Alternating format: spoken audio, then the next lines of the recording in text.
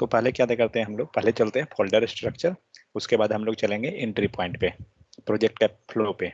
तो सबसे पहले हम जाते हैं फोल्डर स्ट्रक्चर। सो डिस्ट फोल्डर कल हम लोग ने जनरेट किया था, इसे क्या चीज़ का नीड है इसका? प्रोजेक्ट को बिल्ड करने पर डिस्ट कुणाल को ऐड कर दीजिए, कुणाल ने बोला था। बाहर है, एक सेकंड। सारा प्रोजेक्ट फाइल को कंप्रेस करके एक में डाल देते हैं।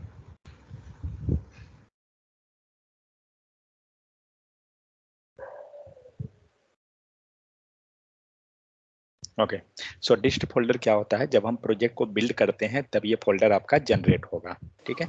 और ये फोल्डर क्या करता है, आपको बिल्ड करने के बाद, आपको फोल्डर को बिल्ड करने के बाद आपका पूरा जितना भी प्रोजेक्ट है ना, वो सब डिस्ट फोल्डर के अंदर आ जाएगा, सारा का सारा सेटअप बन जाएगा। और ये हेल्प क्या करता है, जब हम वेबसाइट को डिप्लॉय करते हैं, ठीक है। Next, node modules. Node modules क्या था? नोड मॉड्यूल सारा थर्ड पार्टी लाइब्रेरी है जो कि npm इंस्टॉल के वक्त करने पर आता है। ओके, और कोई?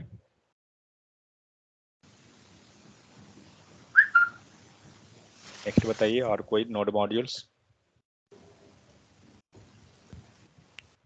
कोई नहीं? तो नोड मॉड्यूल से क्या होता है कि जब हम npm इंस्टॉल करते हैं तो हमारे पास कुछ पैकेजेस जो है, कुछ पैकेजेस क्या होगा, ये आपको इंस्टॉल करेगा, मीन्स लाइब्रेरी पैकेज जो भी कहिए, जो आपके प्रोजेक्ट के लिए डिपेंडेंट मीन्स नेसेसरी है, तो वो सारा क्या होगा, आपका नोड मॉड्यूल्स फोल्डर के अंदर जनरेट हो जाएगा, ठीक है। तो ये धीरे धीरे करके समझिए, 3 दिन हम लोग कर चुके हैं। Next, SRC। एसआरसी के अंदर हम जो भी कोड वोड लिखते हैं, जब कंपोनेंट बनाते हैं, वो वहाँ पे रहता है। मीन्स जो भी हम काम करेंगे एंगुलर में, वो एसआरसी के अंदर ही करेंगे। ओके, तो कहने का मतलब SRC क्या कर रहा है, आपका पूरा प्रोजेक्ट को कंटेन कर रहा है, करेक्ट। नेक्स्ट आते हैं angular.json। angular.json क्या करेगा? आप लोग ने नोट बनाया तो आप बता रहे हैं कुछ है ही नहीं, तो नोट क्या कर रहे हैं बना के फिर? सर प्रोजेक्ट की कॉन्फ़िगरेशन करेगा। प्रोजेक्ट का कॉन्फ़िगरेशन को ये कंटेन करेगा, करेक्ट। सेकेंड चीज, और क्या क्या चीज कंटेन करता है एक बार देख लेते हैं। तो प्रोजेक्ट का कॉन्फ़िगरेशन, उसके बाद और कुछ है, सर्वर डिटेल, ठीक है, ठीक है। मतलब वो प्रोजेक्ट कॉन्फ़िगरेशन को कंटेन कर रहा है। स्टार्ट कमांड यही रहता है क्या? नहीं है, स्टार्ट कमांड वहाँ रहता है। और हम बता सकते हैं लाइक एंट्री पॉइंट, ठीक है। ये सभी कंटेन करता है कि कौन सा पेज को सबसे पहले लोड कराना है, ठीक है। Next, package lock dot JSON and package dot JSON. Package lock dot JSON reference लेता है और जो इंस्टॉल होता है पैकेज इसका। ओके, पहले पैकेज डॉट जेसन चलिए। इंफॉर्मेशन प्रोजेक्ट के अंदर वो सारे इंफॉर्मेशन रहते हैं, जो भी डिपेंडेंसी हम इंस्टॉल किए रहते हैं। मीन्स ये सारे वर्जन्स यहाँ पर पहले से ही यहाँ मतलब पर है। कि पैकेज का बेसिक जो भी, डिटेल्स ऑफ प्रोग्राम रखते हैं। ओके, आप डिटेल ऑफ प्रोग्राम तो हम सर नहीं कर सकते हैं, बोलिए। कौन सा वर्जन प्रोजेक्ट सर, लाइब्रेरी किस वर्जन की चाहिए ये डिसाइड करेगा। ओके, सो कहने का मतलब हुआ ये आपके प्रोजेक्ट में जो लाइब्रेरी हमें इंस्टॉल किए हैं या पैकेजेस बोलिए, तो किस वर्जन का चाहिए वो यहाँ पे इंफॉर्मेशन रहेगा, ठीक है। Package lock dot JSON,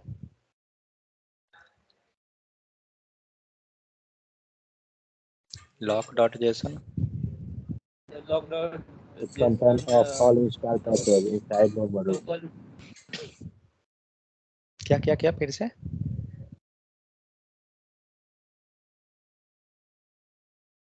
That is contain all the reference of installed package inside the node module. नहीं, पैकेज लॉक वो नहीं करता है। Install package inside the node module and local system. Node modules, okay, but proper नहीं answer है। और कोई? Package lock, जो हम यूज करते हैं वो हमारे सिस्टम में अवेलेबल जो होगा वो पैकेज लॉक में अवेलेबल रहेगा। उसका ओके, मींस उसका रेफरेंस का है तो रेफरेंस सकता है इसका स्टोरेज का लोकल में। ओके, सो कहने का मतलब अगर हम किसी पैकेज के बारे में हम कंफर्मेशन चाहते हैं कि वो हमारे लोकल में अवेलेबल है या नहीं, तो हम किसके थ्रू हम उसे समझ जाएंगे कि हमारे लोकल में है? पैकेज डॉट जेसन के हेल्प से या लॉक के हेल्प से?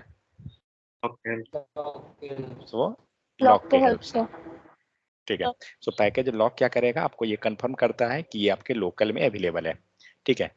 हमें क्या है, हमें प्रोजेक्ट में कौन कौन लाइब्रेरी है, कौन पैकेज डिपेंडेंसी रिक्वायर्ड है, ये कौन फाइल से पता चलेगा हमारे प्रोग्राम में?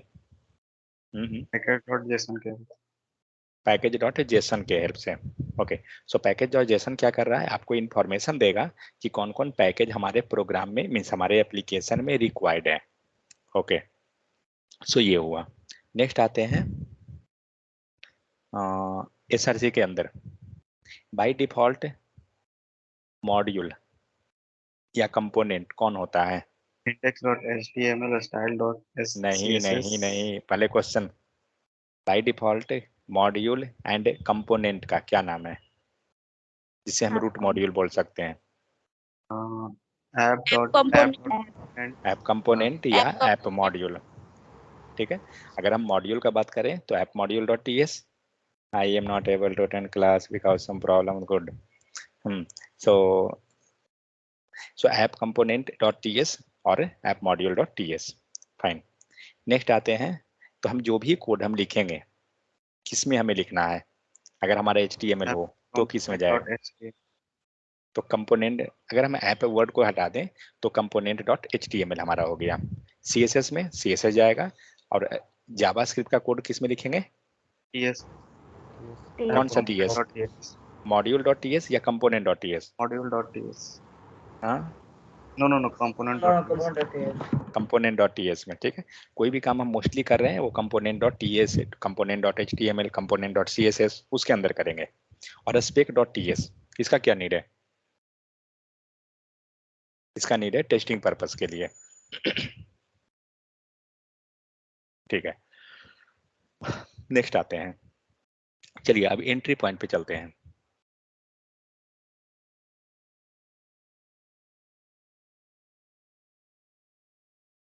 जब हमने npm स्टार्ट किया, इसके बाद क्या हुआ? npm स्टार्ट करने के बाद में वो पैकेज डॉट जेसन के पास जाएगा। ओके, सो ये गया पैकेज डॉट जेसन के पास, क्या करेगा वहां जाकर? वहां पर सर्च करेगा स्टार्ट को, ओके, स्टार्ट की को। ओके, नेक्स्ट वो जाएगा मेन डॉट JSON। ओके, उसमें क्या सर्च करेगा? पोर्ट नंबर से, पोर्ट नंबर, और क्या सर्च करेगा? Entry point. एंट्री पॉइंट क्या मिलेगा उसे? अगर हम चलते हैं क्या मिलेगा? मेन डॉट TS, ठीक है। इसके बाद ये कहाँ मूव करेगा? npm स्टार्ट, इसने package dot JSON angular dot JSON दोनों से निकल गया, अब कहाँ जाएगा, किस फाइल में? एंट्री पॉइंट में जाएगा ना। हमने अगर एंट्री पॉइंट हम सर्च कर रहे हैं तो क्यों सर्च किए, उसी में मूव करेगा ना अगला बार। तो अब हमारा जाएगा मेन डॉट TS, ठीक है। मेन डॉट TS में क्या सर्च करेगा? बूटस्ट्रैप में मॉड्यूल, ठीक है। बूटस्ट्रैप मॉड्यूल, बूटस्ट्रैप मॉड्यूल में क्या रहेगा? App module. सिर्फ ऐप मॉड्यूल ही रहेगा या कुछ भी रह सकता है मॉड्यूल में, मतलब कोई दूसरा नाम भी, या सिर्फ उस कंडीशन में हम उसे चेंज कर सकते? बट यहाँ पे क्या रहेगा हमेशा? सिर्फ मॉड्यूल रहेगा। ओके, कंपोनेंट नहीं रह सकता है। ओके, सो ये हो गया हमारा बूटस्ट्रैप मॉड्यूल। नेक्स्ट कहाँ जाएगा? App module dot TS। Okay, ये कौन कर रहा है? अश्विनी कर रही है, एक सेकेंड। उसने नोट्स भेजी सर।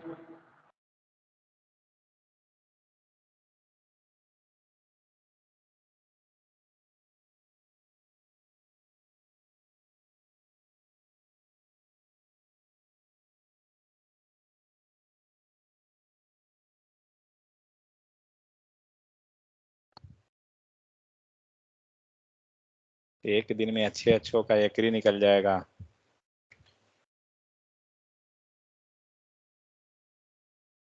अभी पूरा शादी का मजा ले रही है खाली।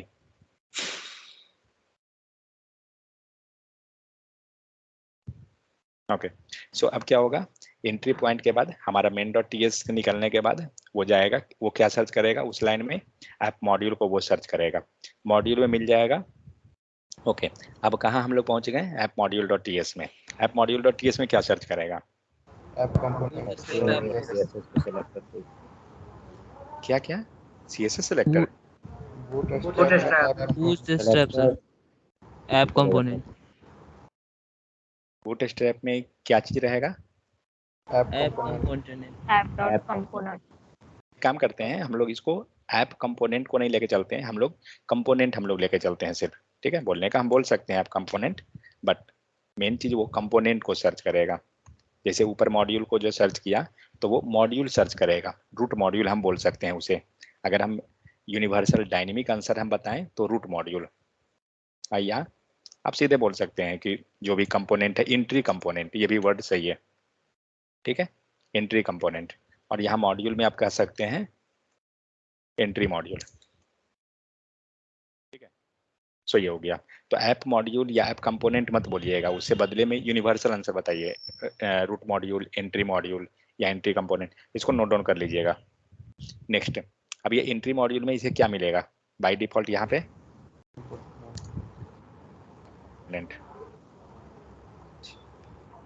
एक्चुअली ऐप कंपोनेंट या ऐप मॉड्यूल जो लिखा हुआ है वो क्या चीज रहता है, किसका नाम है? फाइल का नाम है या किसका नाम है?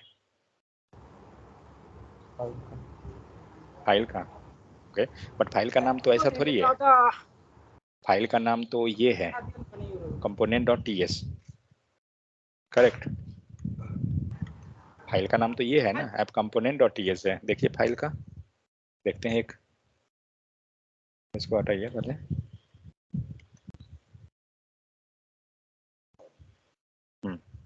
देखिए तो ऐप कंपोनेंट डॉट HTML या app component dot TS, file का नाम तो TS है, डॉट लगा हुआ है, तो फिर ये फाइल का नाम कहाँ हुआ? सिलेक्टर दिया रहता है। नहीं, ये जो लिखा हुआ है ऐप कंपोनेंट, ये एक्चुअली है क्या?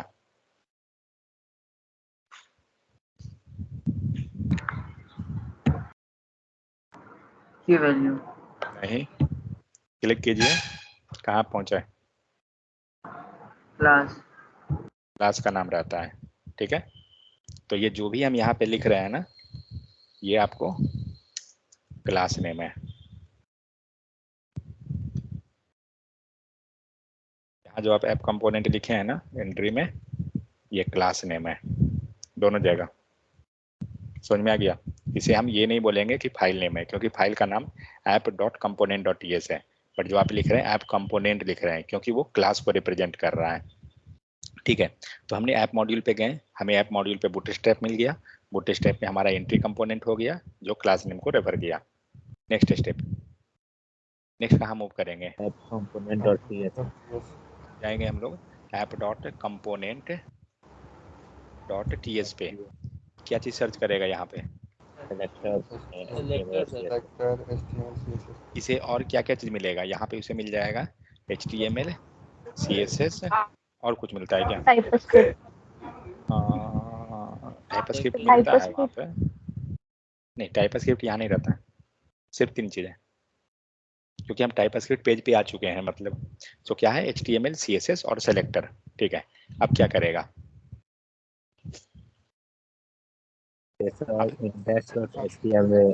अब इतना होने के पहले ये जो प्रोसेस आपका हो रहा है ये बिहाइंड द सीन हो रहा है। ठीक है, बट इसके पहले क्या हुआ है? सबसे फर्स्ट में क्या हुआ था? ये सारा प्रोसेस नहीं हुआ, आपको ये लग रहा होगा main.ts लोड हुआ होगा, फिर ऐप module.ts, ऐसा कुछ नहीं हुआ। ये सब होने से पहले जैसे ही आपने npm स्टार्ट किया, आपका एक पेज लोड हो गया, कौन सा, index.html। ठीक है, अब ये दोनों को हमें लिंक करना होगा, तो लिंक कैसे होगा, सेलेक्टर से। जो हमारे पास सेलेक्टर क्या है, ऐप रूट है, और यहाँ का जो सेलेक्टर लिखा हुआ है,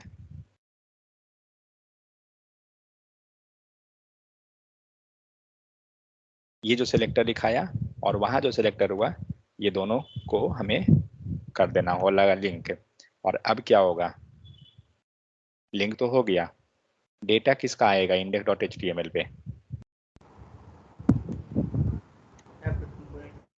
ऐप कंपोनेंट। तो अब डेटा आपका आएगा ऐप कंपोनेंट का, जो डेटा है ऐप कंपोनेंट का जो भी डेटा रहेगा, मीन्स किसका डेटा, HTML का।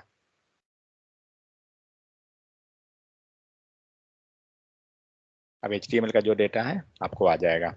अब सपोज दैट हमारे पास कोई दूसरा कंपोनेंट भी है,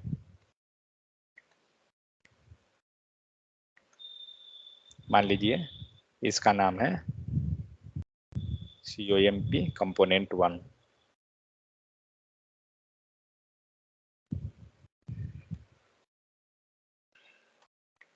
दूसरे का नाम है CMP कंपोनेंट 2। अब ये दोनों को हमें लोड कराना है, इस पे कैसे लोड होगा, component 1 और component क्या क्या, फिर से, ऐप मतलब सेलेक्टर, कहने का मतलब क्या हुआ, मतलब कोई पूछे तो बताइए कि सेलेक्टर उसका, तो इसका सेलेक्टर हमें क्या करना पड़ेगा, यहाँ पे पास कर देना पड़ेगा, करेक्ट। और इसका सेलेक्टर जनरली क्या होगा, app-comp1। तो बार बार मतलब, ठीक है, app-component1, सेम उसी टाइप से दूसरा कंपोनेंट को हमें लोड कराना है, उसका भी सेलेक्टर हम लोग क्या करेंगे, मीन्स इस पेज पे सिर्फ नहीं, जिस भी पेज पे आपको लोड कराना है आपको सेलेक्टर यूज कर देना होगा उस पे, क्योंकि सेलेक्टर का वर्क क्या होता है, what is selector in CSS, JS and Angular।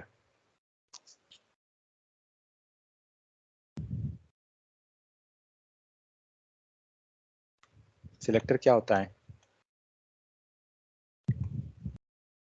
किसी को टारगेट करने के लिए। Selector will help you in targeting that particular component. तो ये क्वेश्चन जब आपको अगर एंगुलर के केस में पूछा जा रहा है तो आपको बताना होगा कि सेलेक्टर से हम क्या कर रहे हैं, किसी कंपोनेंट को टारगेट कर रहे हैं। बट यही क्वेश्चन अगर आपको जावास्क्रिप्ट पूछा जा रहा है तो आंसर क्या होगा, सेलेक्टर इन JS क्या होगा, डॉक्यूमेंट में मतलब टारगेट करने के लिए। ओके तो कहने सेलेक्टर अगर JS में हुआ, इसका मतलब क्या कर रहे हैं, हम HTML पेज को टारगेट कर रहे हैं, किसी HTML टैग को टारगेट किया जा रहा है। और सेलेक्टर इन JS क्या हो जाएगा, सॉरी JS नहीं, CSS। कभी आईडी या क्लास एलिमेंट को टारगेट करने। सो ये हम क्या कर रहे हैं, उससे HTML टैग को टारगेट कर रहे हैं। Means selector in JS and selector in CSS देखा जाए दोनों लगभग सेम ही हो जाएगा, क्योंकि दोनों से हम HTML एलिमेंट को टारगेट कर रहे हैं। सो कल हम लोग ये सारा चीज को डिस्कस किए थे, किन्हीं को कोई फ्लो में दिक्कत है तो बताइए। और जो हम लोग नया लिखे हैं ना, अगर कुछ रूट मॉड्यूल या रूट एंट्री कंपोनेंट ये सब मतलब लिख लीजिए, नोट डाउन कर लीजिए, तो वो ज्यादा सुटेबल हो जाएगा। चलिए ये हो गया। अब हम लोग नेक्स्ट देखते हैं, कोई दिक्कत नहीं है ना किन्हीं को इसमें, कोई मतलब कोई स्टेप जहाँ पे प्रॉब्लम हो, कुछ भी ऐसा, नहीं सर। ओके ठीक है। नेक्स्ट हम लोग देखते हैं मॉड्यूल। सो ये पूरा हम फ्लो तो देख लिए, सेलेक्टर हुआ, index.html पे आया, index.html पे रूट रहता है, वो हमारा पेज लोड कर दिया। भाई क्या क्या कॉन्सेप्ट डाला हुआ है इसमें, मेटा है, डेकोरेटर है, एंगुलर मॉड्यूल है, ओके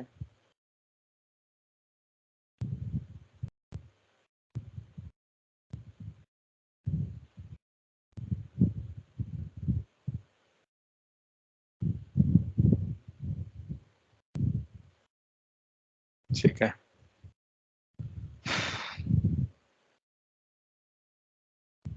सो एक चीज, जब हम लोग ने फ्लो देखा, सो पहले कंपोनेंट लोड हो रहा था या पहले मॉड्यूल?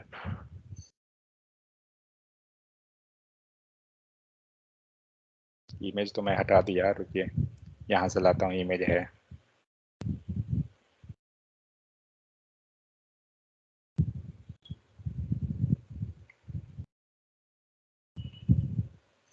पहले मॉड्यूल होता है।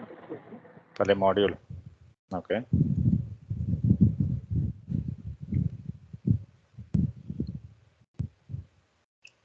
सबसे पहला पेज कौन हुआ था? main.ts। उसके बाद main.ts के बाद app.module app.module.ts। उसके बाद component app.component.ts। स्पेलिंग मिस्टेक है क्या? COMPONENT, ठीक है। App component.ts। इसके बाद index.html। फिलहाल हम लोग इतना समझे। तो अब देखिए, तो सबसे पहले लोड, अगर हम बात करें मॉड्यूल या कंपोनेंट में, तो सबसे पहले क्या कर रहा है? कंपोनेंट नहीं बल्कि मॉड्यूल लोड हो रहा है। ठीक है, हम main.ts को नहीं इग्नोर करके चल रहे हैं, हमें मतलब है अब मॉड्यूल एंड कंपोनेंट से। सो पहले आपका क्या लोड हो रहा है? मॉड्यूल लोड हो रहा है। तो मॉड्यूल क्या करता है एक्चुअली? मॉड्यूल का काम है कि जितना भी कंपोनेंट आप बना रहे हैं, कल हम लोग देखे थे कि जब हमने कंपोनेंट बनाया था, ऐप मॉड्यूल पे चलिए, कल हम लोग देखे थे कि हमारे पास ये दो कंपोनेंट, यहाँ 2 लाइन लिखा हुआ नहीं था, और जैसे ही हम लोग ने क्रिएट किया कंपोनेंट, ये 2 लाइन ऑटोमेटिक आ गया था, करेक्ट? या इवन अभी भी हम लोग अगर एक मॉड्यूल बनाए, कंपोनेंट बनाए, तो क्या होगा? यहाँ पे ऑटोमेटिक वो आ जाएगा। ठीक है, तो मॉड्यूल करता क्या है? मॉड्यूल का काम है कि सभी को कंबाइन करना, जैसे मतलब सबको ग्रुपिंग कर लेना, और ये कुछ नहीं करेगा। यहाँ पे हम कोई कोड नहीं लिखने जा रहे हैं, लेकिन हाँ ये काम क्या करेगा कि सबको जोड़ लेगा। तो ये एक तरह से क्या है? ये सेंट्रलाइज स्पेस कह सकते हैं इसको।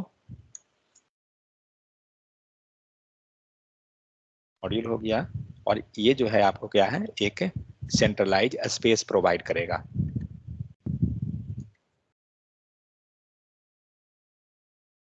हम इसे कह सकते हैं कि सेंट्रलाइज स्पेस हमें प्रोवाइड कर रहा है। स्पेलिंग गलत है, CNTR।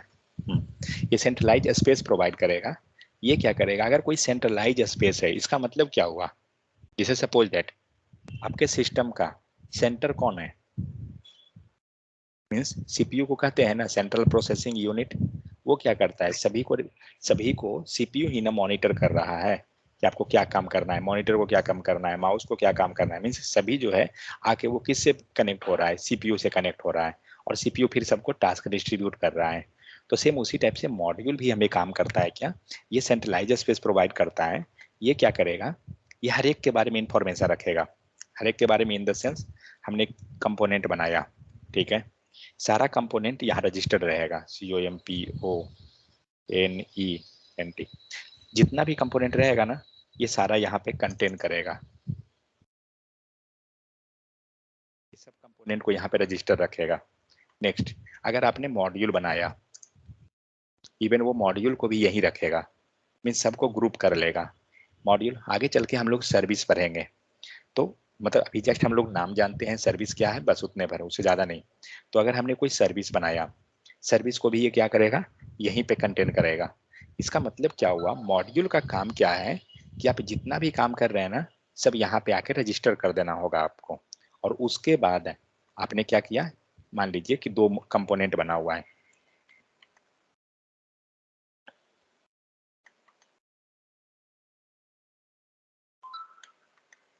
ये कंपोनेंट हुआ। अब हम लोग कुछ मॉड्यूल बना लेते हैं या कुछ सर्विस।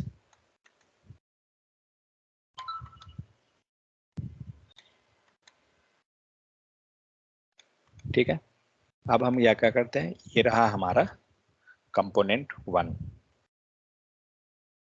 ये रहा है आपका कंपोनेंट 2, ये रहा कंपोनेंट 3। आपके पास टोटल 3 कंपोनेंट है। ये मान लीजिए मॉड्यूल है। मॉड्यूल का क्या नीड है वो हम आगे समझेंगे, फिलहाल उससे हमें ज़्यादा नहीं मतलब है। ये मॉड्यूल 1 रहा, ये मॉड्यूल 2 रहा,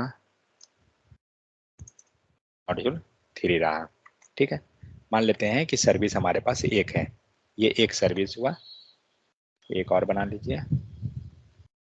हम लोग जितना मन है उतना बना सकते हैं, कोई रेस्ट्रिक्शन नहीं है, इवन मॉड्यूल हो, कंपोनेंट हो, सर्विस हो, कुछ भी जितना मन है उतना बना सकते हैं, कोई लिमिटेशन नहीं है।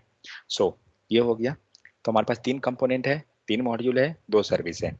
ये जो भी इंफॉर्मेशन है index.html या आगे प्रोसीड करने से पहले सबको क्या होगा, सारा जो है सारे का इंफॉर्मेशन इसमें आएगा। ठीक है, ये सब के सब इसमें आएंगे रजिस्टर्ड होने पहले। अगर ये रजिस्टर नहीं है इसका मतलब वो आपके प्रोजेक्ट का पार्ट नहीं है, सारा इसमें रजिस्टर्ड होगा। मींस तो क्या मतलब, ये सब के सब जो है, ये मॉड्यूल का नाम क्या है, रूट मॉड्यूल कौन है, app dot module dot TS. So app module जो है हमारा रूट मॉड्यूल है, तो उस टाइम हमारे पास सिर्फ एक ही मॉड्यूल होता है। ठीक है, तो ये सब इसमें रजिस्टर्ड हो गया।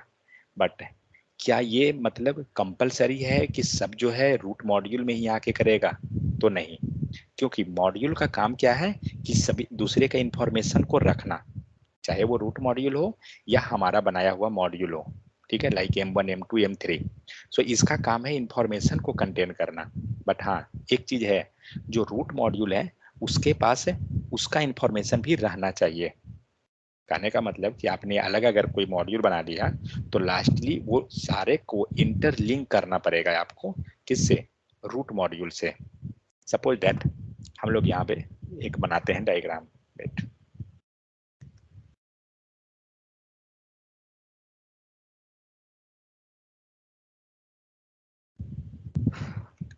मान लीजिए ये मेरा हुआ रूट मॉड्यूल, यहाँ पे हम लोग बना देते हैं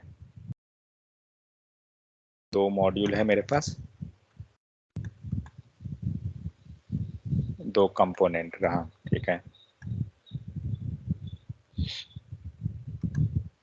ये रहा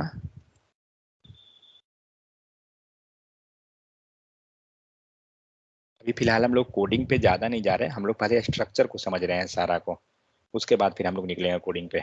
सो ये रूट मॉड्यूल रहा, ये रहा हमारा app module dot TS.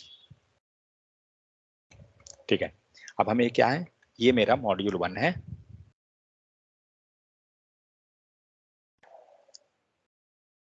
Module 2 रहा। ठीक है, ये क्या है, कंपोनेंट 1 है,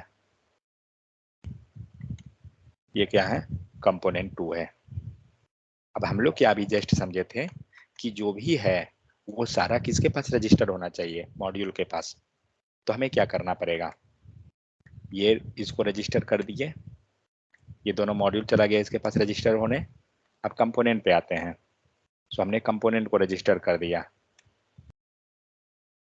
ठीक है, सब रजिस्टर्ड हो गया। बट कहने का मतलब क्या है हमारा, हमने मॉड्यूल एंड कंपोनेंट दोनों को रजिस्टर कर दिया रूट मॉड्यूल में। बट जो कंपोनेंट जो बना हुआ है ना, C1 और C2, वो आपको डायरेक्ट रूट मॉड्यूल का नहीं है।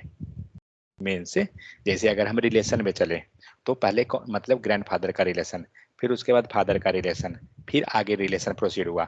तो ये अगर आपको कहा जाए तो बीच में एक इंटरमीडिएट आ गया, मीन्स बीच में सेकंड लेवल, तब थर्ड लेवल, कुछ इस टाइप से लेवल वाइज। तो उसी टाइप से अगर हम ये कहें कि ये जो कंपोनेंट हमारा जो C1 है, ये कंपोनेंट C1 हमारा डायरेक्ट रूट मॉड्यूल का नहीं है। ठीक है, ये रेफर कर रहा है, मान के चलिए मॉड्यूल M1 को, मीन्स ये M1 का फाइल है। तो हम लोग क्या करेंगे, इसे डायरेक्ट रजिस्टर रूट मॉड्यूल में नहीं करेंगे और ये रजिस्ट्रेशन होगा M1 में। और सपोज दैट ये C2 है, हो सकता है ये कंपोनेंट आपको डायरेक्ट रूट मॉड्यूल का हमारा है, तो हम रूट मॉड्यूल में रजिस्टर मार देंगे। अगर नहीं है तो हम किसको करेंगे, M2 को करेंगे, मतलब जिसका है उसको। तो हमारा C1 जो कंपोनेंट है वो मानते हैं M1 का है, C2 कंपोनेंट जो है वो हम मानते हैं M2 का है। एक चीज बताइए, C1 and C2 root module के साथ लिंक्ड है या नहीं है इस सिचुएशन में भी? इनडायरेक्टली लिंक है सर। हाँ, मीन्स डायरेक्टली लिंक नहीं है बट वो इनडायरेक्टली लिंक है। तो कहने का मतलब क्या होता है, जो मॉड्यूल होता है मॉड्यूल का जस्ट काम क्या है, इनकैप्सुलेशन, या हम बोल सकते हैं कि कलेक्ट करना सारे को,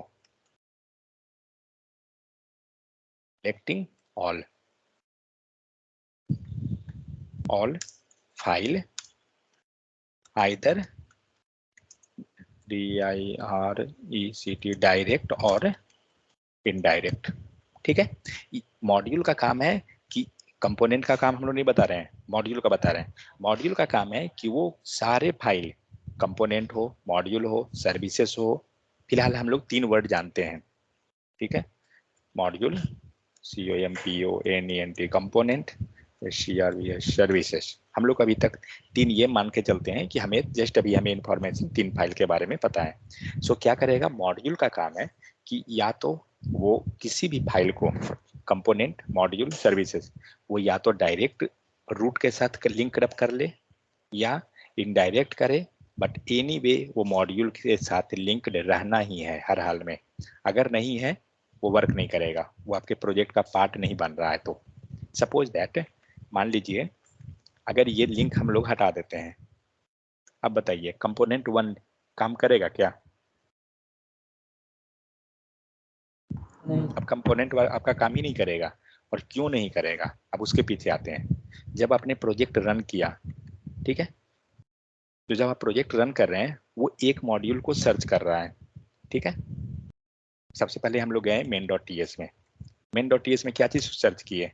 bootstrap module, BOOTSTRAP, bootstrap module. इसमें कितना मॉड्यूल का नाम दिया हुआ था? सिर्फ एक मॉड्यूल, जो हमारा ऐप मॉड्यूल था।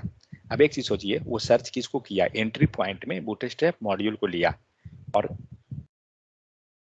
अभी आपके पास जो रूट मॉड्यूल जो है,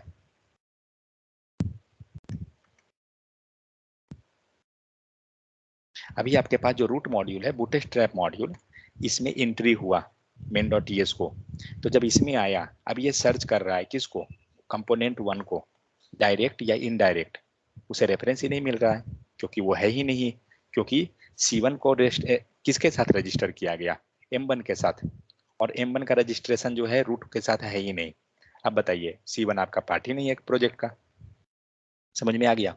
तो कहने का मतलब क्या हुआ कि मॉड्यूल, कंपोनेंट, सर्विस, कुछ भी फाइल आप बना रहे हैं, वो आपके प्रोजेक्ट का इनडायरेक्ट या डायरेक्ट हर हाल में पार्ट होना चाहिए। अगर नहीं है वो वर्क नहीं करेगा, वो सेक्शन गायब हो जाएगा, कहने का मतलब हुआ। क्लियर? तो मॉड्यूल का वर्क यही है कि वो क्या करता है, वो एक सेंट्रलाइज स्पेस प्रोवाइड कर दे रहा है जहां पे आप क्या कर रहे हैं, सभी को लिंक्ड कर रहे हैं। और लिंक होने के पीछे का कारण क्या है? क्योंकि बूटस्ट्रैप मॉड्यूल क्या किया, इसने रूट मॉड्यूल को सर्च किया। ठीक है, रूट मॉड्यूल सर्च हुआ। अब ये जब लिंक्ड अगर है तभी तो ये इसका फाइल आपको लोड हो रहा है डायरेक्ट जाकर UI पे। क्योंकि जब आप इस फाइल पे गए, यहाँ गए, फिर यहाँ से आपको फाइल मिल गया, यहाँ पे ऑलरेडी बहुत सारा रजिस्टर कर सकते हैं हम लोग। मीन्स एक मॉड्यूल के अंदर जितना भी मॉड्यूल आप डालना है आप डाल सकते हैं। ठीक है, सो ये सीन होता है मॉड्यूल का। मॉड्यूल का वर्क यही है। अब आते हैं टॉपिक पे। अब देखते हैं। सो ऐप मॉड्यूल क्या, एंगुलर मॉड्यूल क्या करता है? सो the Angular module, the building block of angular application consist of component, templates, directive, pipe, services. ये सब हम लोग धीरे धीरे आगे जाके सारा चीज हमें मिलेगा। फिलहाल के लिए हम लोग अभी जानते हैं जस्ट कंपोनेंट, अब हम लोग मॉड्यूल हमें आ गया है। सो ये सब क्या कहलाता है? Building block of application. इसके विदाउट हम, जैसे कि अगर आप HTML पे जाइए, तो अगर आप HTML में मान लीजिए H1 नहीं लिख रहे हैं, बॉडी टैग नहीं लिख रहे हैं, तो आपका प्रोजेक्ट बन ही नहीं रहा है। विदाउट उसके कैसे बनाइएगा? सो उसी टाइप से ये सब बिल्डिंग ब्लॉक है। So we built a lot of such block to create complete application. हम लोग मल्टीपल बना सकते हैं, जितना मन है बनाइए। As application grow bigger in size, managing these blocks become difficult. अब प्रॉब्लम क्या होता है कि जब आपका एप्लीकेशन धीरे धीरे ग्रो होना स्टार्ट किया, सपोज आज आप 5 फाइल पे काम कर रहे हैं, जब आपके पास 5 फाइल है, हम लोग मॉड्यूल बनाते क्यों है मल्टीपल, उसके पीछे मान लीजिए जब आपके पास 5 फाइल है, आप क्या कीजिएगा, सारे को रूट मॉड्यूल में आपने डाल दिया। एक चीज बताइए, जब आपका प्रोजेक्ट लोड हुआ सबसे फर्स्ट में, तो कौन सा मॉड्यूल लोड हुआ, रूट मॉड्यूल या M1 M2? सबसे पहले कौन मॉड्यूल लोड होगा? Root module. रूट मॉड्यूल सबसे पहले होगा। और M1 और M2 को लोड कौन कराया? Root module. रूट मॉड्यूल करवा रहा है। मतलब अब एक चीज सोचिए कि बीच में से ये मॉड्यूल गायब कर दीजिए, ठीक है। वो क्या रहा है कि जब हमारा रूट मॉड्यूल जब लोड हुआ, ठीक है, तो रूट मॉड्यूल के हेल्प से M1 लोड हुआ, M2 लोड हुआ। लेकिन M1 और M2 में कंपोनेंट मान लीजिए C1 है, C2 है। चलिए यहाँ तक तो कोई दिक्कत नहीं है। बट फाइल का साइज, प्रोजेक्ट का साइज आपका इंक्रीज कैसे होगा? कंपोनेंट में जो कोड हम लोग लिखते हैं उसके कारण ना। सो अब सोचिए कि जो कंपोनेंट हमने C1 लिखा, C2 लिखा, इसको M1 और M2 में रजिस्टर ना करके हम इसमें डायरेक्ट रजिस्टर कर दें, ठीक है। अब प्रॉब्लम क्या होगा? जैसे ही रूट मॉड्यूल लोड होगा, ये सारा कंपोनेंट को भी लोड करवा देगा, ठीक है। सो प्रॉब्लम ये होता है कि एप्लीकेशन का स्लोनेस बढ़ जाएगा। एप्लीकेशन जो फास्ट होना चाहिए ना, वो स्लो हो जाएगा। क्यों? क्योंकि जैसे ही प्रोजेक्ट लोड हुआ, आपका जितना कंपोनेंट था सब लोड हो गया। ऑटोमेटिक आपका एप्लीकेशन जो है फास्ट जो काम करना चाहिए, स्पीड डिक्रीज हो जाएगा, आपका एप्लीकेशन उससे इफेक्ट हो जाएगा। तो हम लोग करते क्या है, इसे मल्टीपल छोटे छोटे भाग में बांट देते हैं। सपोज दैट आपको कोई बड़ा सा इवेंट करना है, आप अकेले उसको हैंडल कर लीजिएगा एक आदमी मिलके? ऑब्वियस सी बातें नहीं होगा। तो हम लोग क्या करते हैं, अलग अलग मेंबर को हम लोग असाइन करते हैं। ठीक है, तुम ये सेक्शन देख लो, अगला ये सेक्शन देख लेगा, अगला इसको देख लिया। मतलब फिर उस टाइप से क्या होता है, वो इवेंट कंप्लीट हो जाता है और वो बर्डन भी नहीं पड़ा किसी को। सेम वही काम यहाँ होता है। तो हम लोग क्या करते हैं, मल्टीपल मॉड्यूल बना देते हैं। और मल्टीपल मॉड्यूल में क्या होता है, जिस कंपोनेंट का जो नीड है उसके हिसाब से उस कंपोनेंट में रजिस्टर कर दिए। और जब प्रोजेक्ट जब लोड हुआ तो कंपोनेंट मॉड्यूल को हम लोग उसी मॉड्यूल को रिक्वेस्ट किए जिस मॉड्यूल का हमें ज़रूरत था, ठीक है। अब सपोज दैट जब आप पेज बनाते हैं कोई भी वेबसाइट का, तो आप यहाँ पे मान लीजिए कोई कोड लिखें, यहाँ पे सपोज आपने इमेज लगा दिया, ठीक है। और बॉटम में मान लीजिए यहाँ पे आपने फॉर्म बनाया, कुछ ऐसा कर रहे हैं, बीच में फिर आपने इमेज लगा दिए, ठीक है। एक चीज सोचिए, जब आपका पेज लोड होगा तो क्या यूजर डायरेक्ट वो इस फॉर्म पे आएगा? पेज लोड होते ही क्या लगता है, आपने पेज लोड किया, यूजर जस्ट वो बॉटम में पहुंच जाएगा तुरंत? ऑब्वियस सी बात है, नहीं पहुंचेगा। उसे बॉटम में पहुंचने में सेकंड लगेगा जरूर, एटलीस्ट ज़्यादा नहीं, हम समझते हैं तो 30 सेकंड तो जरूर लगेगा। वो स्क्रॉल करेगा तभी तो पहुंचेगा। जब तक वो स्क्रॉल कर रहा है यहाँ पहुंचने के लिए, तो तब तक क्या होगा, अब आप मान लीजिए कि जब आपके पास ये मल्टीपल कंपोनेंट में आपने पेज बना दिया, तो हम किसी वेबसाइट को कैसे समझते हैं कि वो स्लो है? उसके डेटा से। अगर वो जो डेटा लोड करा रहा है, अगर वो जैसे ही हमने वहाँ पेज पे गया, डेटा आ गया, इसका मतलब क्या हुआ, एप्लीकेशन फास्ट है। अगर सपोज हम पेज पे गए और डेटा नहीं आया, इसका मतलब एप्लीकेशन हमारा स्लो है। इससे हम समझ जाते हैं। सो अब केस ये है कि सबसे पहले यहाँ पे हमारे पास एक इमेज ये है, दूसरा इमेज ये है और तीसरा ये फॉर्म है। सबसे पहले कौन सा चीज को हमें लोड कराना चाहिए यूआई पे, मतलब ताकि जब यूजर आए उसे हमें नहीं दी, यूजर को ये समझ में नहीं आए कि हमारा एप्लीकेशन स्लो है। कौन सा पार्ट हमें सबसे पहले करना चाहिए? इमेज को, मतलब इमेज फर्स्ट ले लीजिए इसको, सेकंड इमेज या फॉर्म को? किसको? फर्स्ट इमेज को। सबसे पहले हमें सबसे पहले हम इमेज फर्स्ट को लोड कराना चाहिए, उसके बाद इमेज 2 को, उसके बाद फॉर्म को। क्योंकि अगर आपने सपोज इमेज 2 को लोड भी करा दिया ना, कोई बेनिफिटेड नहीं है। अगर आपने फॉर्म को लोड करा दिया पहले, कोई बेनिफिट नहीं है, क्योंकि यूजर सबसे पहले इमेज 1 को देखेगा, क्योंकि सबसे ऊपर उसे पेज दिखेगा, करेक्ट। तो यही काम के लिए हम लोग क्या करते हैं, मॉड्यूल वाइज में बांट देते हैं। अब जिस मॉड्यूल को सबसे पहले जरूरत था उसको सबसे पहले लोड करा देंगे, और जिसे थोड़ा सा डिले पे भी चलेगा उसको नीचे रख दिया गया। वो थोड़ा सा डिले भी लोड हो रहा है तो यूजर को कोई पता नहीं चल रहा है, ठीक है। तो ये हुआ। सो मॉड्यूल क्या कर रहा है, जस्ट सारे को कलेक्ट कर रहा है, और कलेक्ट करने के कारण बेनिफिट ये होता है कि जिसका नीड है वो लोड होगा पहले, बाकी धीरे धीरे करके लोड हो रहा है। आपका एप्लीकेशन परफॉर्मेंस वाइज कोई इफेक्ट नहीं करेगा, ठीक है। सो वही है। अब मान लीजिए कि कल आपका एप्लीकेशन बहुत ज़्यादा बढ़ गया और सारे को आप क्या कर रहे हैं ना, कि ऐप मॉड्यूल में ही रजिस्टर कर रहे हैं सारा कंपोनेंट को, तो एक प्रॉब्लम हो जाएगा ना हैंडल करना, क्योंकि जैसे ही रूट मॉड्यूल लोड हुआ सारा कंपोनेंट लोड हो गया। तो इसलिए क्या करते हैं हम लोग ऐप मॉड्यूल को नहीं लोड करा के, मीन्स ऐप मॉड्यूल में सारा न रजिस्टर करके सेपरेट सेपरेट मॉड्यूल में कर दिए। ठीक है, जितना मन है उतना मॉड्यूल बना दिए। उससे क्या हुआ, जिसको लोड करवाना है आप लोड करवा दीजिए सेपरेटली उसको, आपका एप्लीकेशन आगे बड़ा भी हो रहा है तो कोई दिक्कत नहीं होगा। इसीलिए हम लोग सेपरेट भाग में उसे स्प्लिट करते हैं। सो वही है, as the application grow bigger in size managing these blocks become difficult. So the Angular provides a nice way to organize this block in simple and effectively using Angular module. So Angular module के help से क्या करेंगे हम लोग उसे proper ढंग से arrange कर सकते हैं, also known as ng module. चलिए अब मॉड्यूल फाइल ओपन करते हैं। पहले कंपोनेंट फाइल हटाइए, यही मतलब है मॉड्यूल फाइल देखते हैं। सो मॉड्यूल पे हमें पूरा चीज दिख क्या रहा है। सो सबसे पहले आपको एक लाइब्रेरी दिख रहा है ng मॉड्यूल, इसी के हेल्प से मॉड्यूल जो है वही इंपोर्ट होता है। ठीक है, जैसे कि कोई भी अगर हम कह रहे हैं कोई फाइल को कि वो मॉड्यूल है या कंपोनेंट है तो हम कैसे समझ रहे हैं, तो उसके पास जो लाइब्रेरी इंपोर्टेड है उसके हेल्प से हम समझ रहे हैं। तो इसके पास कौन सा लाइब्रेरी है, ng मॉड्यूल। कभी कभी इंटरव्यू में पूछता है कि जो कंपोनेंट है या मॉड्यूल है वो कौन से लाइब्रेरी से इंपोर्ट किया जाता है। इंपोर्ट का मतलब क्या होता है, बुलाना, ठीक है, या यूज करना। सपोज आपको सामान अगर इंपोर्ट एंड एक्सपोर्ट करना है, इसका मतलब क्या हुआ, एक्सपोर्ट मीन्स क्या हुआ, सेंड करना या रिसीव करना, सेंड करना होगा।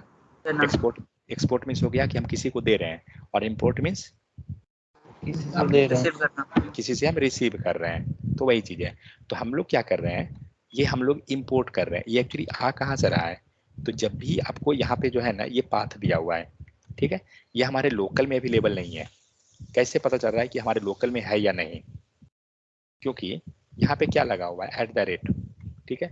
लोकल में अगर ये रहता तो डॉट लगा के निकाला हुआ रहता ना, क्योंकि डॉट लगा के हम फोल्डर में चले जाते हैं। सो ये क्या है, हमारे लोकल में नहीं है, ये हमारे सर्वर से आ रहा है, ये चीज है।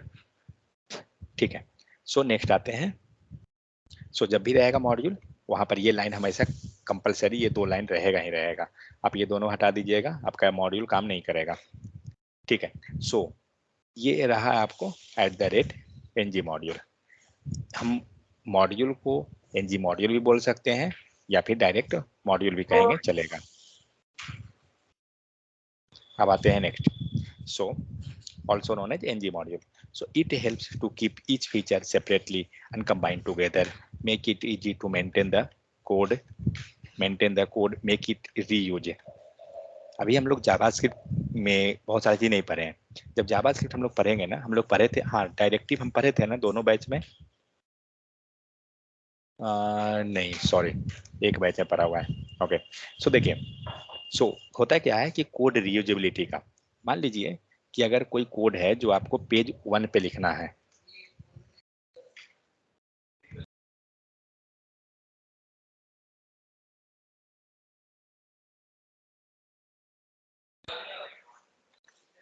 मान लीजिए कि कोई कोड लिखना है हमें, हेडर पेज है और हेडर पेज पे हम लोग कोई कोड लिख रहे हैं 10 लाइन का, ठीक है। सेम इसमें से 5 लाइन का कोड जो है ना हमें फूटर पेज पे चाहिए। फूटर पेज पे 5 लाइन, और ये जावास्क्रिप्ट कोड है, HTML का कोड नहीं है।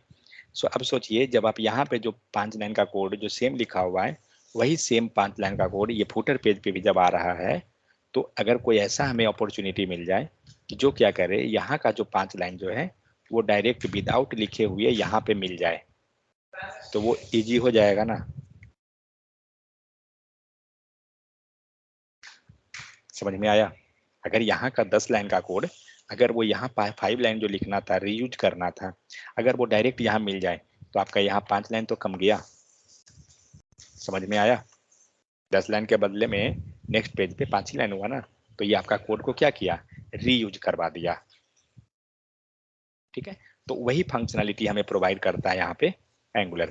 ये क्या करता है कि आपको मॉड्यूल जब आप यूज कर रहे हैं या जो भी चीज है, तो ये सब के हेल्प से हम लोग कोड को क्या करते हैं, रीयूज कर लेते हैं। ये क्या है? ओके, एप्लीकेशन का फ्लो है। यहाँ पे हम देखते हैं एक चीज, मेटा डेटा। मेटा डेटा क्या होता है?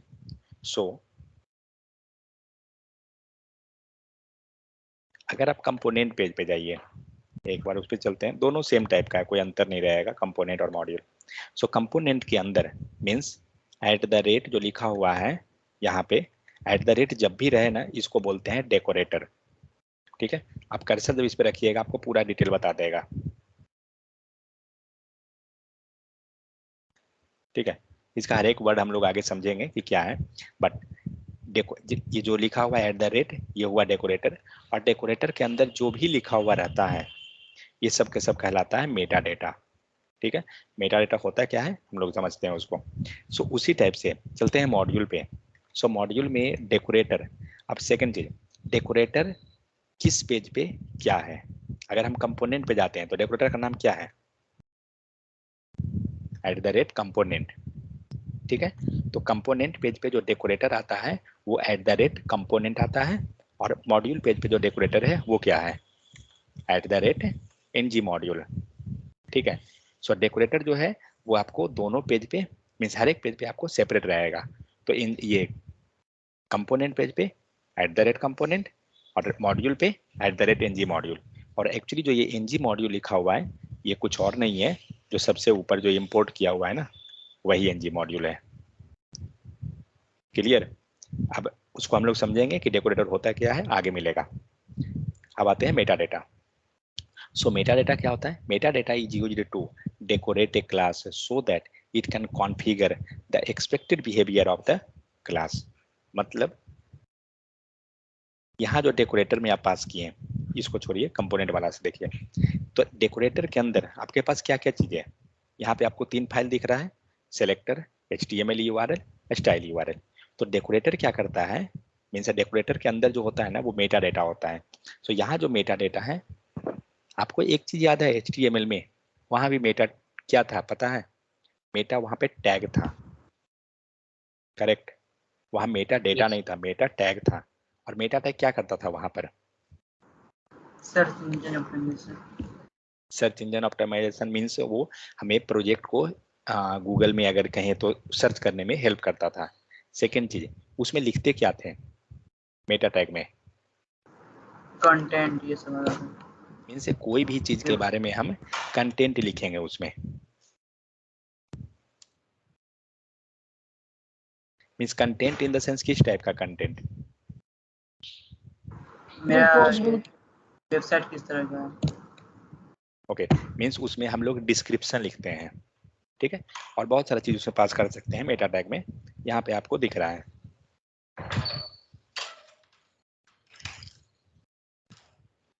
यहाँ मेटा टैग रहा, यहाँ पे क्या है HTTP इक्विवेलेंट कंटेंट लिखा हुआ है कि क्या है। सेकंड, यहाँ पे फिर है डिस्क्रिप्शन में, फिर यहाँ पे आपने पूरा कंटेंट पास कर दिया कि क्या है। नेक्स्ट जाइए, फिर से मेटा आया, इसमें आपने नेम पास किया, ऑथर, कंटेंट आपने पास किया, तो फिर से मेटा आया, यहाँ पे आप इनिशियल बिट पास कर रहे हैं व्यू पोर्ट के साथ। इस टाइप से हम क्या कर रहे हैं, हम लोग डिफरेंट मेटा टैग में डिस्क्रिप्शन प्रोवाइड करते हैं। सेम वही टाइप से आप समझ सकते हैं इसको, क्या कि कहाँ गया, ये 3 को हटाइए, इसका नहीं जरूरत है, 4 को लेते हैं। यहाँ भी मेटा टैग वही काम करता है कि आपका एप्लीकेशन को रन कैसे कराना है। मीन्स ये उसका कॉन्फ़िगरेशन को कंटेन करता है, मीन्स कि आपका एप्लीकेशन एग्जीक्यूट कैसे होना है। कंपोनेंट अगर ये लोड हुआ, सपोज ये हटा दीजिए, कंपोनेंट अगर लोड हुआ, अब बताइए ये कंपोनेंट को टारगेट कैसे किया जाएगा, या किस HTML को लोड कराना है, किस CSS को लोड कराना है, इसके पास कोई डिटेल है? कोई डिटेल नहीं है। उसी लिए ये 3 जो कंटेंट लिखा हुआ है इसमें हम और भी पास कर सकते हैं, बहुत सारा चीज और भी होता है, बट इतना आपको बेसिक है, इससे ज्यादा जरूरत नहीं पड़ता है। ये जो मेटा टैग जो हम लोग 3 यहाँ पे देख रहे हैं, यही 3 जो मेटा टैग है आपको हेल्प करता है प्रोजेक्ट को एग्जीक्यूट कराने में। ठीक है, मतलब कि हमारा एग्जीक्यूट कैसे होगा, कॉन्फ़िगर किया हुआ है वहां पर। डिफिनेशन पे आते हैं। Next, meta data is used to decorate a class so that it can configure the expected behavior of the class। ठीक है, यहाँ पे आते हैं नीचे। यहाँ पे क्या है, एनोटेशन। एनोटेशन का मतलब क्या होता है, किसको बोलते हैं एनोटेशन सिंबल? यहाँ जो @ है ना, इसको बोला जाता है एनोटेशन सिंबल। ठीक है, so these are decorated at the class level, class level पे डेकोरेट होता है। This is an array and an example having both at the component and at the root decorators. Okay, ये जो भी लिखा हुआ है इसको इग्नोर कीजिए। यहाँ पे क्या हो जाएगा, एनोटेशन में आपके पास है क्लास लेवल पे एट द रेट कंपोनेंट लिखा हुआ रहता है। तो फॉलो इज ए सैंपल, एक सेकंड इसको ऊपर करिए। सो अब यहाँ पे आपको दिख रहा है कि एट द रेट कंपोनेंट हुआ, इसके अंदर जो भी लिखा हुआ है selector, template URL, style URL, ये क्या है, ये सब के सब मेटा डेटा है।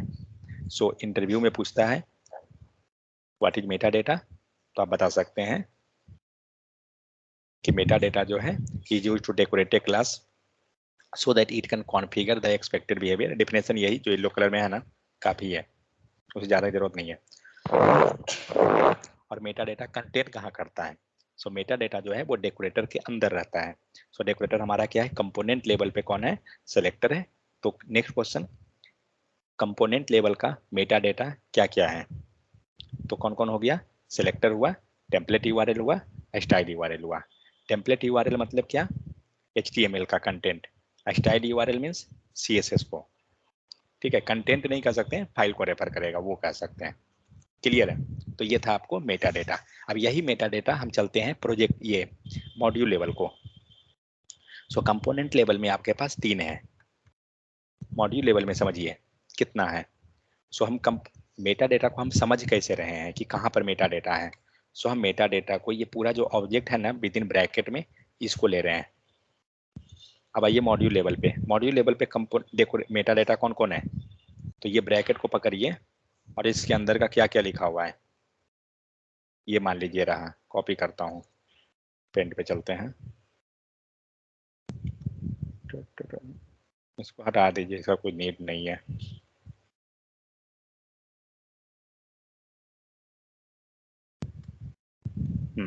अब बताइए, अगर यहाँ पर हम देखें तो हमारा मेटा डेटा कौन कौन हुआ,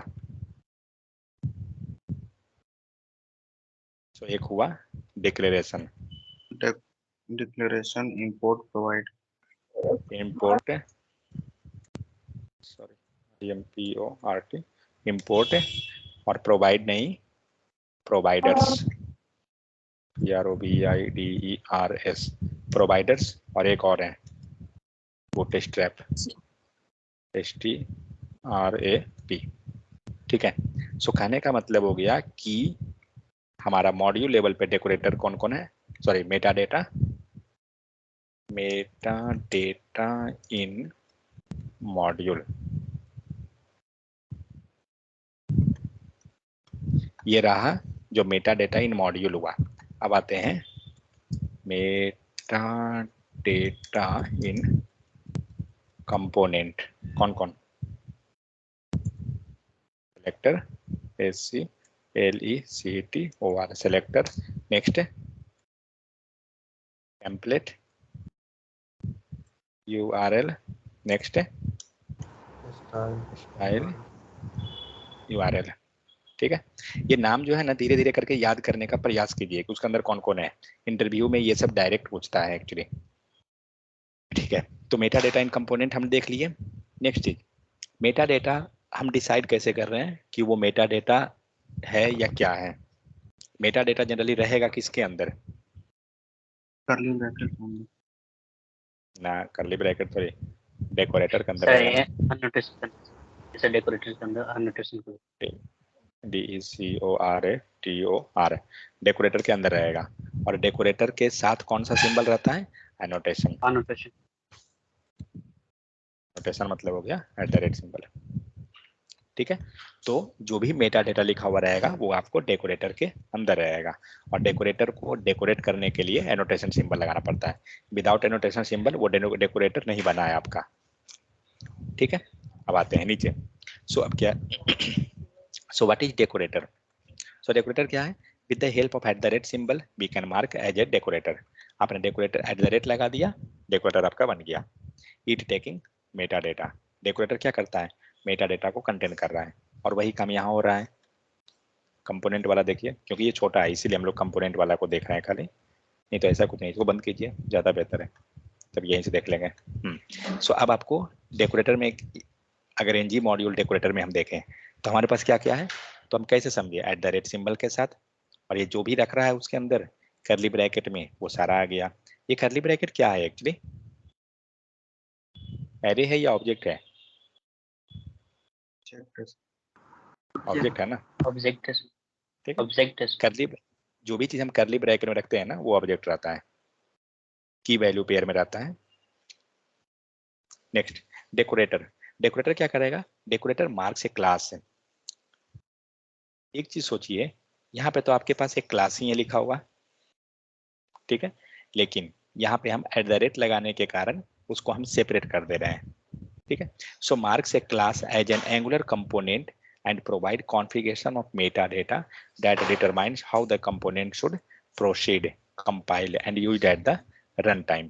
कहने का मतलब हुआ कि कोई भी क्लास को, मान लीजिए ये क्लास है, ये क्लास है, ये क्लास को एग्जीक्यूट करना है, कंपाइल करना है, बट सपोज इसको इंस्ट्रक्शन कौन देगा कि कौन से फाइल को लोड करवाना है, कौन फाइल को नहीं करवाना है, कुछ भी, वो सारा इंफॉर्मेशन आपको देगा metadata. Means decorator and metadata दोनों मिल के काम करेगा, ठीक है, वरना ये क्लास जस्ट क्लास रहेगा डेकोरेटर अगर नहीं है तो। सो भाई यहाँ पर है decorator marks a class as an angular component. अगर कंपोनेंट मार्क कर रहा है, सपोज वो मॉड्यूल मार्क करता तो मॉड्यूल में क्या होता है, @ng मॉड्यूल डेकोरेटर हमारा आएगा, ठीक है। Mark A angular component and provide the configuration of metadata. वो मेटाडेटा के बारे में आपको कॉन्फ़िगरेशन रख रहा है कि कौन कौन मेटाडेटा आपके पास है, and determines how the component should proceed, compiled and used at the runtime। फिर आपको मिलता है नीचे में total example of metadata, sorry example of decorator कि हमारे पास कितने प्रकार का डेकोरेटर है। इंटरव्यू में क्वेश्चन पूछता है, डायरेक्ट ये रहता है क्वेश्चन आपको देता है जनरली कि what is decorator and what are the types of decorator, ठीक है। तो व्हाट इज डेकोरेटर यहाँ पे आ गया एंड टाइप ऑफ डेकोरेटर आप यहाँ बता सकते हैं। सो क्या होता है, फर्स्ट डेकोरेटर हम लेते हैं क्लास लेवल डेकोरेटर।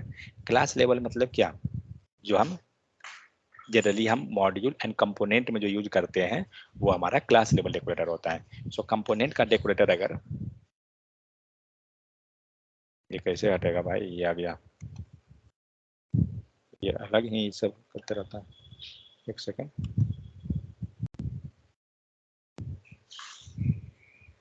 हाँ ठीक है। सो कंपोनेंट लेवल पे अगर आपका डेकोरेटर है वो आप कैसे समझ रहे हैं, @ कंपोनेंट से, ठीक है। तो मॉड्यूल लेवल पे जो डेकोरेटर है वो कैसे समझ रहे हैं, @ng मॉड्यूल से। सो ये दोनों नाम आपको क्या है, क्लास लेवल डेकोरेटर के अंदर आता है। सो क्लास लेवल डेकोरेटर में कौन हुआ, @ कंपोनेंट, @ng मॉड्यूल, दो। इसका कोई डेफिनेशन नहीं होता है क्लास लेवल और इसका, just type plus example. Next आपको प्रॉपर्टी डेकोरेटर, आगे हम लोग जाके पढ़ेंगे, हमें मिलेगा @input, @output, ये दोनों कहलाता है प्रॉपर्टी डेकोरेटर। नेक्स्ट है आपके पास मेथड डेकोरेटर, वो क्या है, @host listener, ये मेथड की तरह, जैसे कि क्लिक इवेंट आप काम करते हैं, बटन आप क्लिक किए, उसी टाइप से ये होस्ट लिस्नर काम करता है। नेक्स्ट है आपको पैरामीटर डेकोरेटर, जो हम लोग जब सर्विस पढ़ेंगे तो ये हमें मिलेगा, बट फिलहाल के लिए आपको ये ज़्यादा समझ में नहीं आएगा, बट हाँ आपको एक डेकोरेटर के बारे में आपको समझ में आ जाएगा, बाकी का कोई दिक्कत नहीं है, धीरे धीरे हमें आइडिया मिलेगा, ठीक है। चलिए अब नीचे देखते हैं। तो ये हुआ आपका डेकोरेटर एंड मेटाडेटा के बारे में, और मॉड्यूल ऑलरेडी हम लोग सब समझ गए हैं, एक बार देख लेते हैं। So the Angular module also known as the NG module help us to organise the application. So module क्या करेगा, module in Angular refers to the place where you can group the component, directive, pipe, services which are related to the application. Already हमने भी वही discuss किया कि अगर module है, ये क्या कर रहा है, ये एक सेंट्रलाइज जगह है जहाँ पे आपने सबको ग्रुप कर दिया, कंपोनेंट, मॉड्यूल, सर्विसेज जो भी है सब ग्रुपिंग कर रहे हैं, वही चीज़ है। ये डिफिनेशन है जो ब्लैक में बोल्ड में है ना लिखा हुआ, ये डिफिनेशन लिख लीजिएगा, काफ़ी है। Next the first basic structure you meet while coding an app in Angular is module. सबसे पहले जो आप स्ट्रक्चर जो मिलेगा ना, सबसे पहला आपको मॉड्यूल ही मिलेगा, क्योंकि हमने देखा एंट्री पॉइंट में कि सबसे पहले हमारा जो एंट्री हुआ वो कौन हुआ, मेन के बाद app module. Next how to create angular module. चलिए अब हम लोग एंगुलर मॉड्यूल क्रिएट करते हैं। सो कंपोनेंट क्रिएट करने का कमांड क्या था, कंपोनेंट अगर क्रिएट कर रहे थे उसका कमांड क्या था? ng new okay, ng new component. ng new था क्या? ना, ये नहीं था। ng न्यू से एप्लीकेशन क्रिएट होता है, ng new application name, ng रहेगा,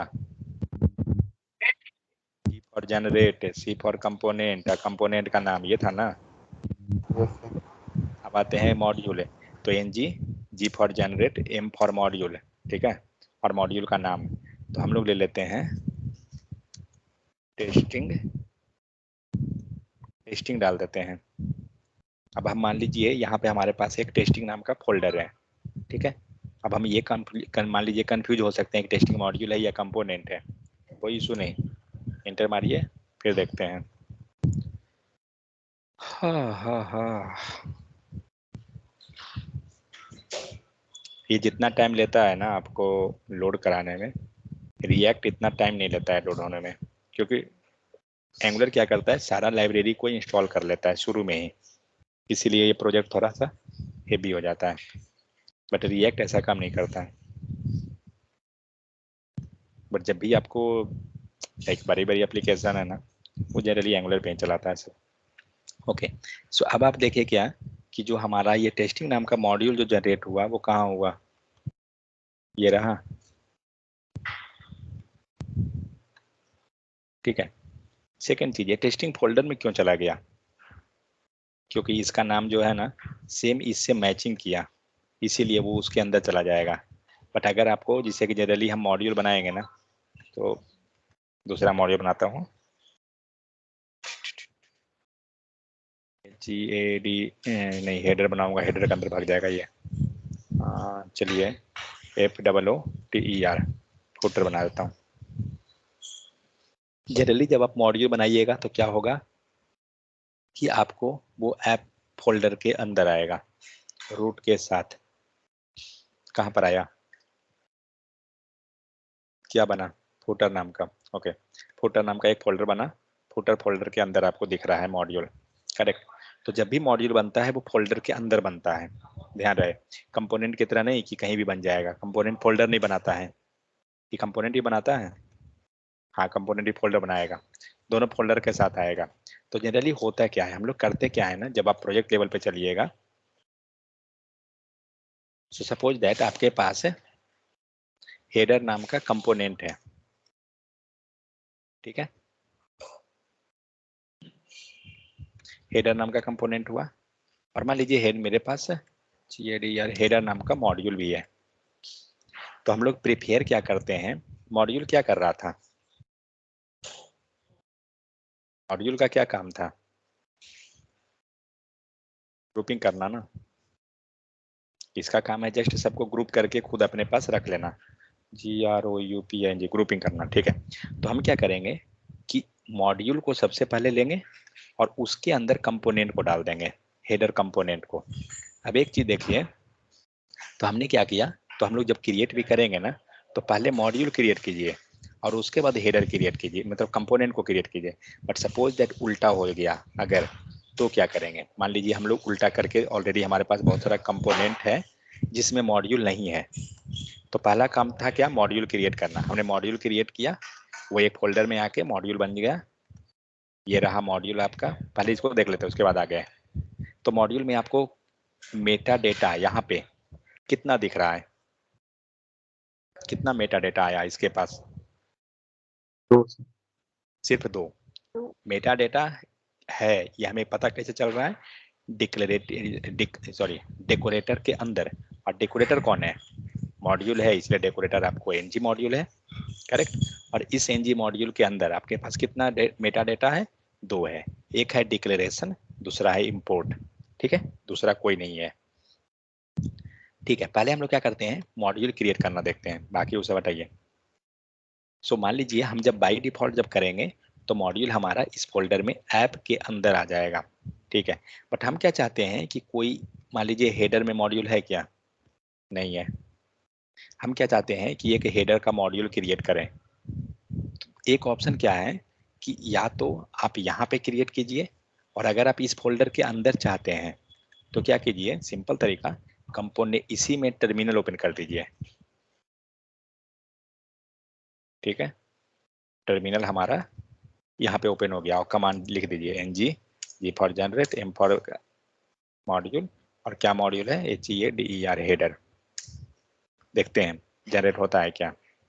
सो जब हम उस फोल्डर पे ही जा रहे हैं ना तो हमारा जनरेट उसी फोल्डर में हो जाएगा।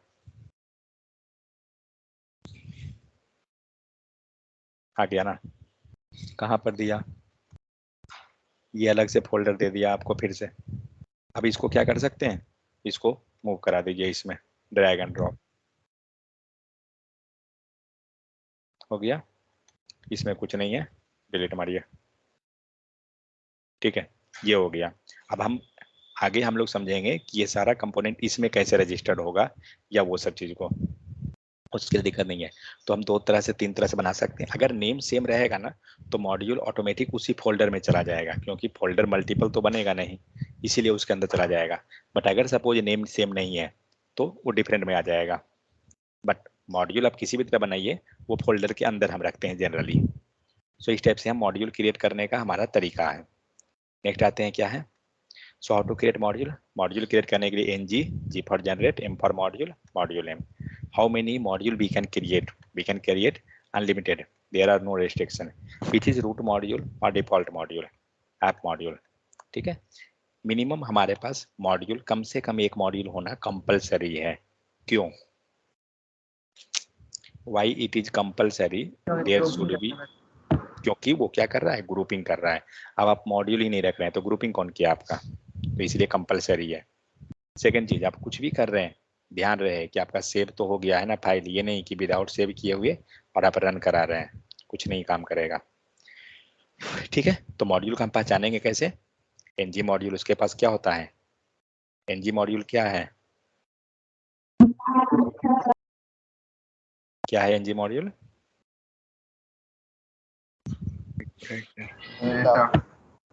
मेटा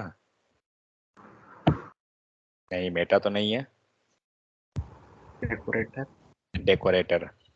मेटा इसके अंदर वाला रहता है सब, मेटा डेटा, ये डेकोरेटर होता है। सेम उसी टाइप कंपोनेंट में @ कंपोनेंट, वो आपको डेकोरेटर हुआ, उसके अंदर जो है मेटा डेटा। ठीक है, सो ng मॉड्यूल क्या हो गया, ng मॉड्यूल मेटा डेटा में क्या क्या रहता है। सो ng module is importing from the core library. यहाँ पे हम इंपोर्ट देख सकते हैं कि कहाँ से इंपोर्ट किया गया, ng मॉड्यूल @angular/core से लाइब्रेरी इंपोर्ट किया जाता है। Next ng module decorator is a function.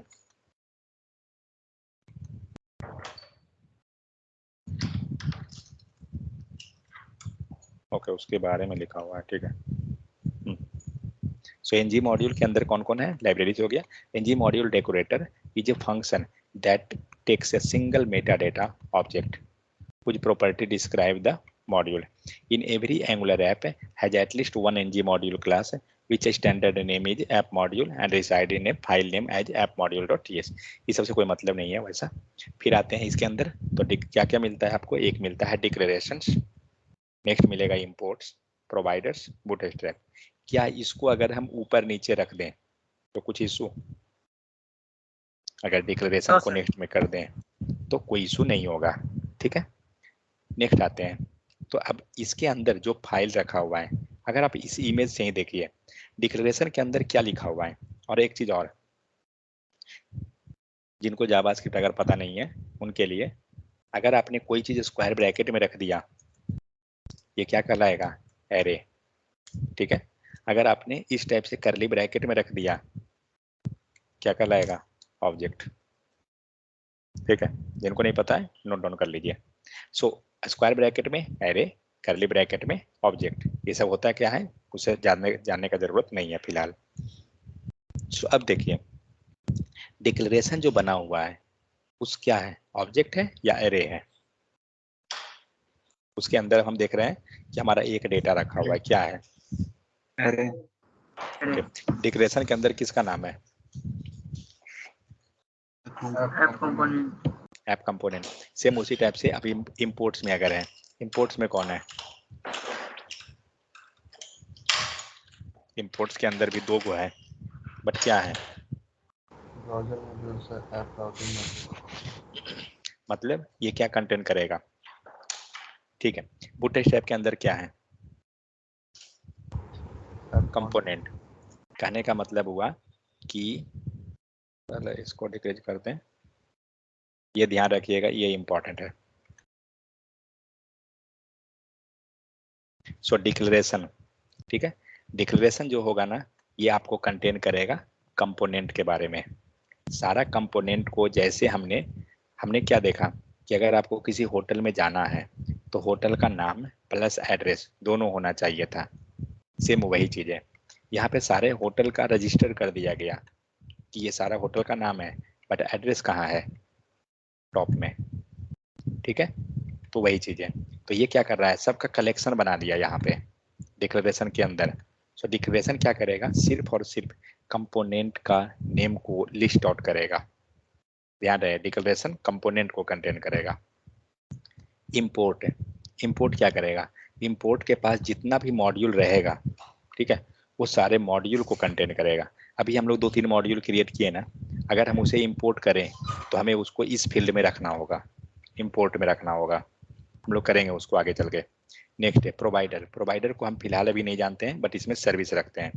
और बूटस्ट्रैप के अंदर क्या रखते हैं, कंपोनेंट ही रखा, यहाँ रहेगा, लेकिन कौन सा कंपोनेंट, क्लास है। नहीं, कौन सा कंपोनेंट, क्लास तो ठीक है, वो क्लास नेम है। कौन सा,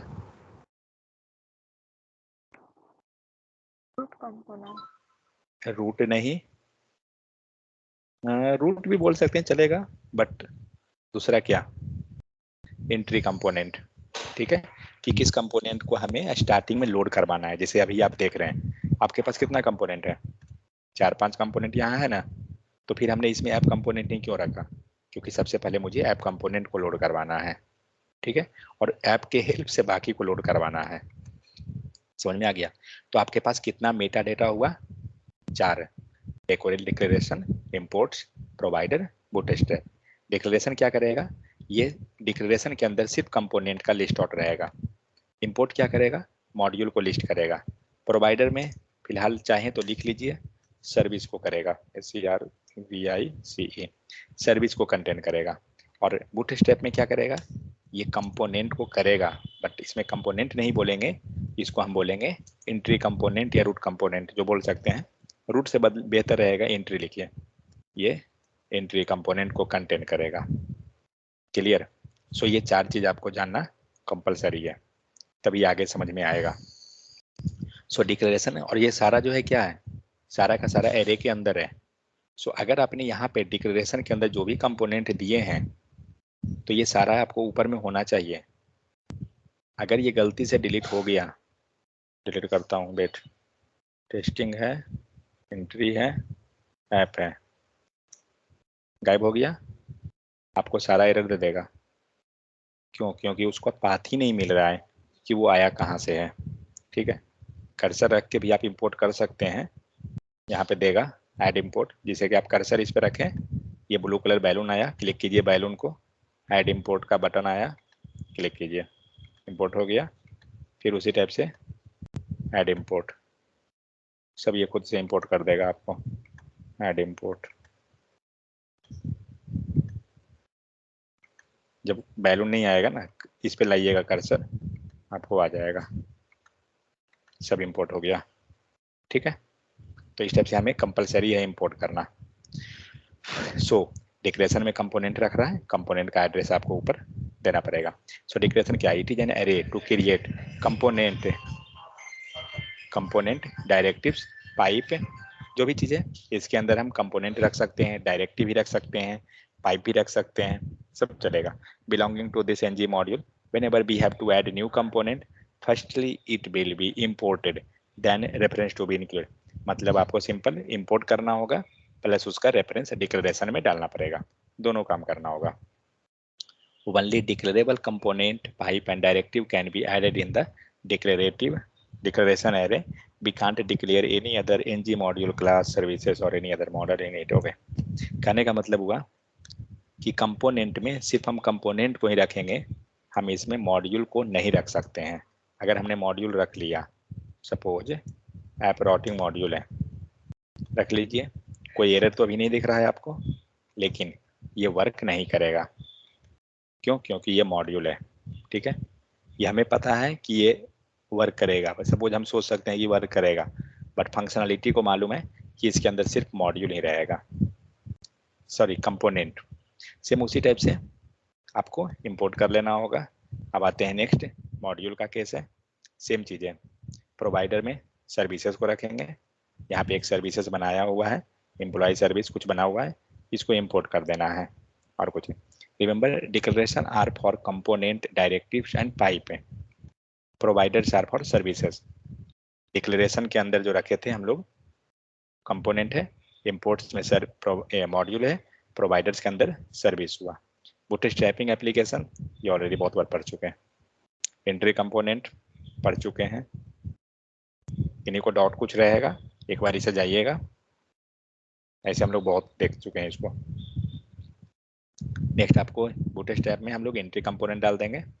बूटस्ट्रैपिंग इन main.ts में ये तो प्रोसेस पता ही है सबको कि कैसे कैसे वहां से main.ts से फ्लो हो रहा है।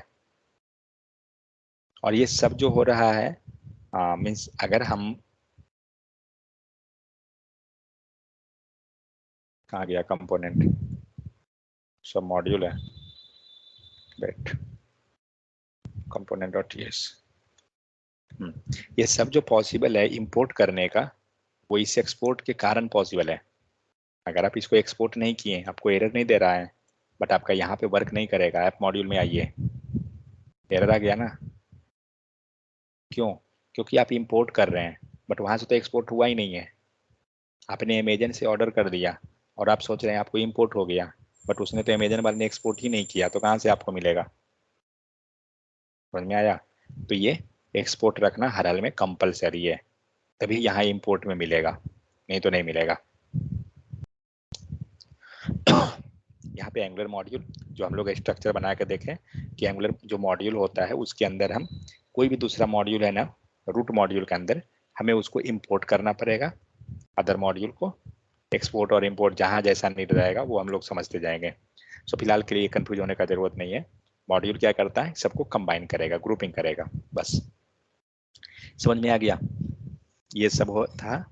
यहाँ पे है क्या है, compilation. Both compiler JIT and AOT generate the app module class from the module. The JIT compiler create the class at the runtime browser memory. AOT compiler create physical file class. This class will be imported. इसको बाद में समझेंगे, ये JIT and AOT को अभी फिलहाल समझ में नहीं आएगा। ये कंपाइलेशन प्रोसेस होता है, इंटरव्यू में बहुत पूछता है ये। What are the different ways of compilation? Ahead of time and just in time. चलिए, सो इसमें अगर देखा जाए क्वेश्चन वाइज तो क्या क्या क्वेश्चन बन सकता है? What is module, next what is meta data, what is decorator, ये तो पूरा टू द पॉइंट, मतलब डायरेक्ट टॉपिक पे ही चलेगा। Next what are the meta data for component, what are the meta data for module, ठीक है। Inside the declaration what we will contain, ठीक है। ये तो हुआ, ये मॉड्यूल के बारे में हुआ। बट कंपोनेंट पे अगर जाएं तो कंपोनेंट के अंदर जो मेटा डेटा हुआ वो क्या कर रहा है, उसके पास वो सब झंझट नहीं है, ठीक है। ये यहाँ पे जस्ट अपना अपना फाइल को रखेगा, काम इसका हो गया, इससे ज़्यादा ज़रूरत नहीं है इसको। समझ में आया? ये जितना भी झंझट है वो सब मॉड्यूल में झंझट है, क्योंकि मॉड्यूल का काम है ग्रुपिंग करना, और वो क्या कर रहा है, मल्टीपल फाइल को ग्रुप कर रहा है। इसीलिए वो प्रॉब्लम है कि हर एक को अलग अलग कैटेगराइज करना होगा। कंपोनेंट में ऐसा कोई झंझट नहीं है। कंपोनेंट के पास 3 ही फाइलें है उसके पास, मतलब 3 कहने का मतलब एक सिलेक्टर रहेगा, दूसरा टेम्पलेट URL जो HTML रखेगा, नेक्स्ट स्टाइल URL तो CSS रखेगा, बस।